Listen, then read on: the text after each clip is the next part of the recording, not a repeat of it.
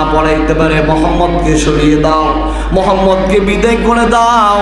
কিন্তু আবু তালেব এমন ভাবে বাতিজাকে জড়াই ধরছে, বাতিজা তার চাচাকে ছাড়ে না, চাচাও তার বাতিজাকে ছাড়ে না। কন্যা সুবহানাল্লাহ।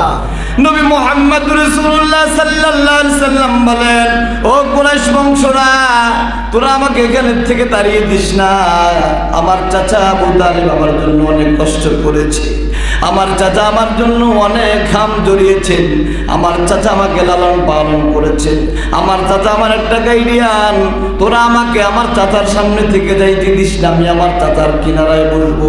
আমি চাই আমার চাচা আমার কোলে বসে দুনিয়ার জমিন থেকে বিদায় নেয়। আল্লাহু আকবার। আবু জাহেল বলল, ঠিক আছে, তোকে যাইতে দিব না, তোমাকে যাইতে দিব না, তবে একটা শর্ত আছে, তুমি আবু তালেবকে কালিমা পড়াতে পারবে না। আল্লাহু আকবার। রাসূলুল্লাহ সাল্লাল্লাহু আলাইহি সাল্লাম কাঁদতে কাঁদতে রাসূলুল্লাহ সাল্লাল্লাহু আলাইহি সাল্লামের চোখগুলো ডালিমের মতো লাল হয়ে গেল। আর চাচাও কাঁদে, বাতিজাও কাঁদে, কাঁদতে কাঁদতে আবু তালেব দুনিয়ার জমিন থেকে বিদায় নিয়ে যাওয়ার। আল্লাহু আকবার। রাসূলুল্লাহ সাল্লাল্লাহু আলাইহি সাল্লাম একটা কারণ ছিল তার চাচার বিরহের কারণ। মেরাজের 3টা কারণের মধ্যে একটা কারণ হলো তার চাচা আবু তালেবের বিরহের কারণ। আবু তালেবের মৃত্যু রাসূল সহ্য করতে পারে নাই।